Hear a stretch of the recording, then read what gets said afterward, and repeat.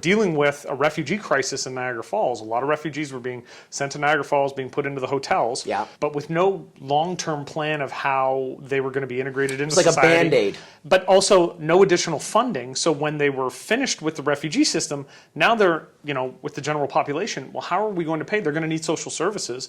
Are we putting that on the property tax base who currently lives in Niagara to pay for that? Yeah. That's what was happening. You can't have the happy headlines if you're not willing to cut the check. Can you do anything to push or motivate as mayor to watch Canadians live in those apartment units?